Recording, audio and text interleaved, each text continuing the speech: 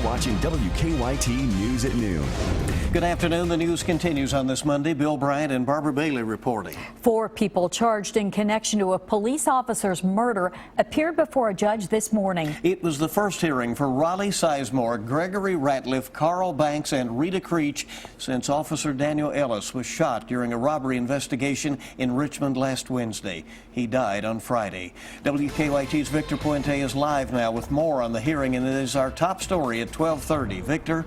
The courtroom had a large police presence this morning as all 4 video arraignments took place. Raleigh Sizemore is in the Kentucky State Reformatory at LaGrange. He was taken back there because he was out on parole when Officer Daniel Ellis was killed last week.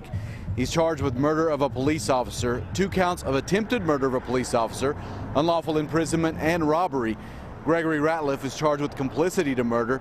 Police say he led Ellis into his apartment where the officer was shot. Ellis and another officer went to that apartment while investigating an attempted robbery. Police say Carl Banks was driving the van and Rita Creech was in the passenger seat when Sizemore tried to steal a woman's purse. Banks and Creech are both charged with robbery. All 4 had not guilty pleas entered for them. The judge did set a bond for Sizemore, but she let him know she didn't do it lightly. Mr. Sizemore, it's your good luck that I do not subscribe to the theory that no bond is allowed under our Constitution. It's your bad luck that I think the bond in this matter should be $2.5 million.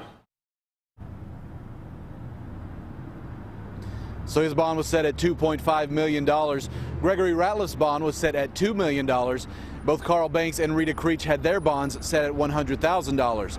All 4 are expected back in court November 18th for their preliminary hearings. Live in Richmond, Victor Puente, WKYT. All right, Victor, thank you very much. And Officer Ellis will be buried on Wednesday.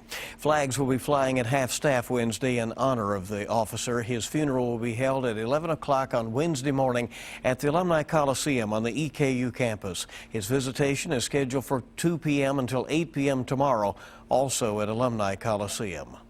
A Jessamine County paramedic critically injured after a car hit him has been taken off life support. John Mackey has been at UK Hospital since the crash on Thursday night. Now his fellow paramedics are standing vigil there, waiting to escort his body back to Jessamine County. EMS crews from other counties are picking up shifts to help out Mackey's co-workers during this tough time. The crews do come together as a family in Jessamine County, and it's affected everyone from our judge executive all the way down to the families of the crews. Mackey's friends have raised more than $8,000 for his family through a GoFundMe account. A man wanted in a triple shooting turned himself in this morning. State police say Preston Wilson shot David M. Spencer, David L. Spencer, and Brenda Hatton at M&S Log Homes in Wolfe County. David M. Spencer managed to get away and drive to a gas station in Campton for help. Yes, I mean, this is kind of a touchy area as far as when it comes to self-service, but as we stated earlier, it is a good thing that he was able to flee the scene. Both Spencers were rushed to UK Hospital. Hatton died. Wilson turned himself in at Hazard ARH Hospital about an hour and a half ago. Right now, he is charged with assault. Family and friends are saying goodbye to a Powell County teenager this afternoon. 15-year-old Jaren Reed died Friday when the truck he was in crashed on Old Highway 15. Powell County is closed today, so teachers and students could attend Reed's funeral. That is the school system that shut down. WKYT's Hillary Thornton shows us how he's being remembered.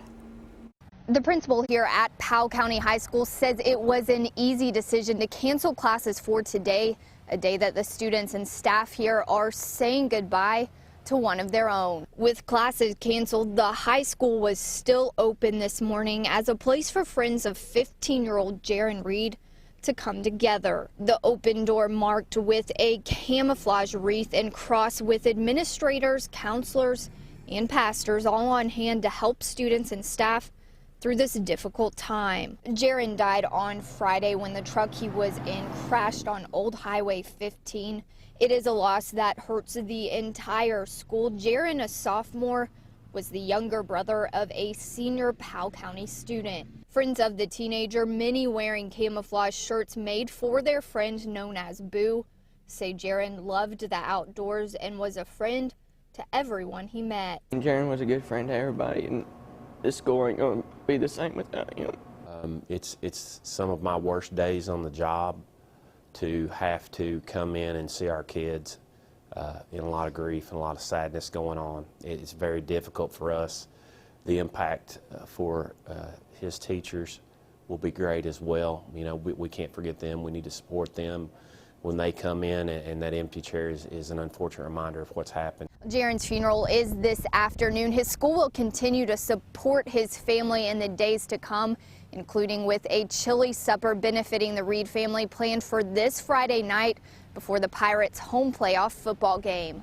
In Powell County, Hillary Thornton, WKYT. Hillary, thank you. And Reed's friends are planning to ride their four-wheelers in today's funeral procession as a tribute to their friend. Well, you'll want to keep the umbrellas with you today. We could see a shower or two as the day goes on. And be looking for a coat, especially by the end of this week. WKYT meteorologist Micah Harris is here with a check of the forecast. Micah? Yeah, and the look on the forecast now, still pretty rainy in some spots. Some of us actually holding on to that dry air, kind of filtering on in, which means don't expect a lot of this to hit the ground. But where we are seeing the heavier bouts of rain at this very moment, head over toward Lawrenceburg. Work your way down 62, also BG Parkway, 127. And 27, 68, those areas have been the wettest areas so far, and that's moving northbound. You're sitting in Versailles, Midway now picking up on some of that. Frankfort, Owenton, places around there, you're going to be dealing with some of these showers here very shortly. So not everybody's seeing those, but still some spotty rain as we head into the rest of the afternoon. Lower 50s to mid 50s. Are expected. Now that's going to be pretty chilly. Now going overnight and into tomorrow morning, we start to see that fade, and then tomorrow is one of our dry days in store, and then we'll have another dry day for much of your Wednesday before Wednesday night off into Thursday morning. Here comes a big front. That'll bring us the possibility of severe storms. I'll go timing hour by hour coming up. All right, we'll keep careful watch on that. We thank you, Micah. Deputies have arrested 2 teenagers for an assault in a church parking lot in Franklin County. 18-year-old Austin Griffith is charged with assault and robbery. 19-year-old Emily Lee is charged with conspiracy to commit robbery. The sheriff's office says someone spotted 2 people in masks beating a juvenile outside Evergreen Baptist Church yesterday. When the person stopped, the pair got into a waiting car and took off. The juvenile went to the hospital for treatment. Deputies say they are also looking for 18-year-old Michael Bryant in connection to that case. A woman died in an early morning crash. It happened just before 5:30 on US 25E in the Flat Lick community of Knox County. State police say a pickup went off the road. It caused the passenger side to hit a telephone pole, and a passenger, Melinda Lawson, died at the scene. The driver, Charles Lawson, went to a local hospital and only had some minor injuries. An early morning fire destroyed a Montgomery County home. Everyone inside the home on Forest Lake Drive in the Jeffersonville community made it out safely, along with their pets. The fire captain says a wood-burning stove may have sparked the fire. The family had smoke detectors that alerted them to the fire. Well, some new jobs are coming to Kentucky. Florida Tile is expanding its operations in Lawrenceburg. That move will add 61 jobs. The expansion represents an investment in Kentucky of more than $25 million. It will allow Florida Tile to add manufacturing lines and equipment, as well as expand its distribution center. Well, there is a new warning out about potential health problems associated with energy drinks. Also, how you can walk your way to good health. Our Better Living reports coming up on WKYT.